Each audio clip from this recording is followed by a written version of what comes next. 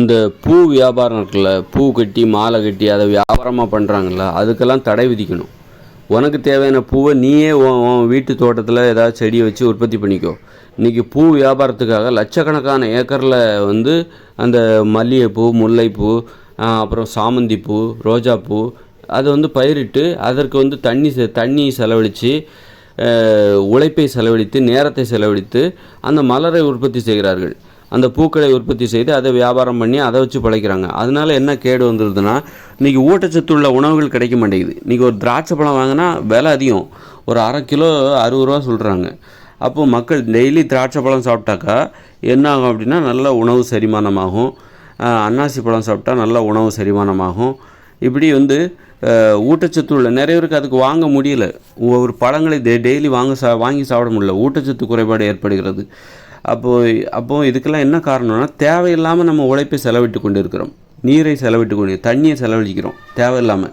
தண்ணிக்காக நம்ம வந்து பக்கத்து மாநிலத்துக்காரிடம் கையேந்துக்கிறோம், தண்ணி கொடுங்க அப்படின்னு சொல்லிட்டு. அவங்க தரமாட்டேன் அப்படிங்கிறாங்க, போராடுறோம், கோர்ட்டுக்கு போகிறோம். ஆனால் இந்த தண்ணியை வாங்கிட்டு நம்ம என்ன பண்ணுறோம் அப்படின்னா, இந்த சாமந்திப்பூ, முல்லைப்பூ, பிச்சிப்பூ இதுக்கு போய் லட்சக்கணக்கான ஏக்கரில் எவ்வளோ தண்ணி தேவைப்படும் பாருங்கள். லட்சக்கணக்கான ஏக்கரில் லட்சக்கணக்கான பேர்கள் அந்த வேலைக்காக உழைக்கிறாங்க, அதை உற்பத்தி செய்வதற்காக உழைக்கிறார்கள். அப்புறம் அந்த பூக்களை வியாபாரம் பண்ணுறவங்க இதை வந்து காசு கொடுத்து, ஒரு முழம் பூ 50 ரூபான்னு சொல்லி காசு கொடுத்து வாங்கி, அப்போ இதை ஒழிச்சோன்னு வச்சுக்கோங்களேன். யாரும் வந்து இன்னும் பூக்களை வந்து உங்களுக்கு தேவையான பூவை உங்கள் வீட்டிலேயே உற்பத்தி பண்ணிக்கோங்க, உங்கள் வீட்டில் ஒரு தொட்டி செடி வச்சுக்கோங்க, அது போதும் உங்களுக்கு. இந்த மாதிரி மலர் வியாபாரம், பூ வியாபாரம் இதெல்லாம் பண்ணக்கூடாது, பூக்களை வியாபாரமாக பண்ணக்கூடாது அப்படின்னு சொல்லி அந்த நிலத்திலெல்லாம் இந்த மாதிரி மாற்று பயிர்கள், அந்த மாதிரி பழங்கள், காய்கறிகளை உற்பத்தி செய்யுங்க, பழங்களை உற்பத்தி செய்யுங்க. மக்களுக்கு வந்து பழம் கிடைக்க மாட்டேங்குது, நல்ல பழங்கள் வந்து விலை குறைவாக கிடைக்கவே முடியும். எல்லாம் விலை அதிகமாக இருக்குது. கொய்யா பழமாக அது 60 ரூபா, 1 கிலோ 80 ரூபா அப்படின்னு 60 ரூபா 50 ரூபான்னு வருது.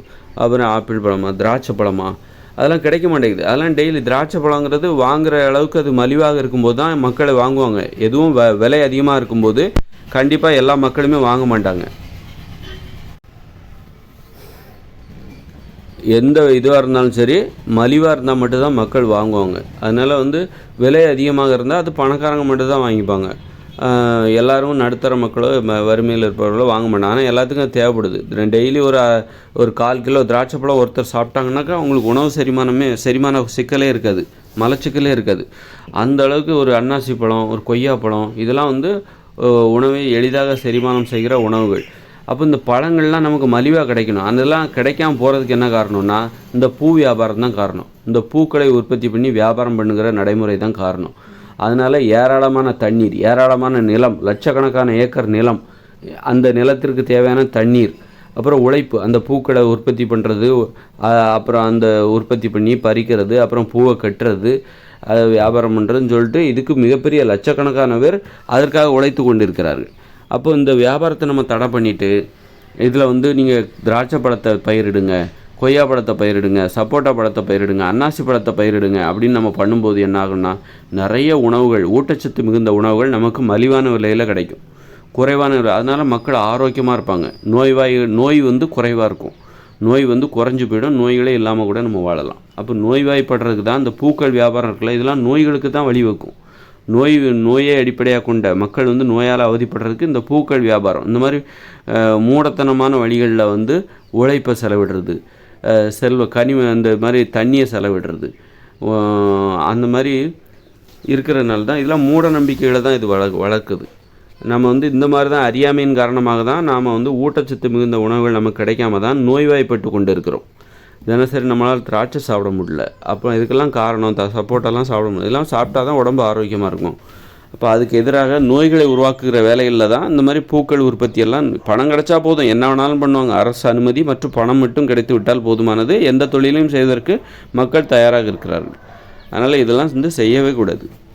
இதெல்லாம் தடை செய்யப்பட வேண்டிய ஒரு தொழில். இந்த பூக்கள் வியாபாரம் என்பது வந்து தடை செய்யப்பட வேண்டும். உனக்கு தேவையான பூவை நீ பூ வச்சிக்காம போ, அதில் ஒன்றும் தப்பே கிடையாது.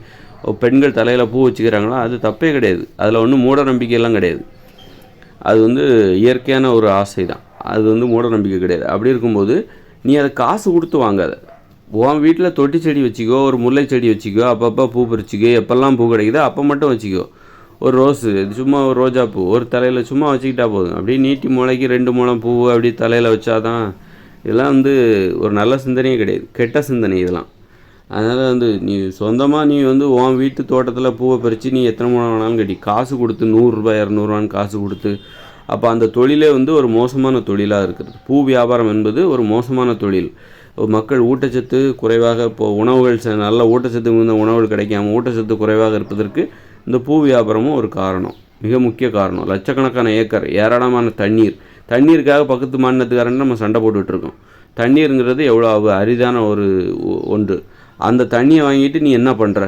தண்ணி கிடச்சோடனே என்ன பண்ணிகிட்ருக்க?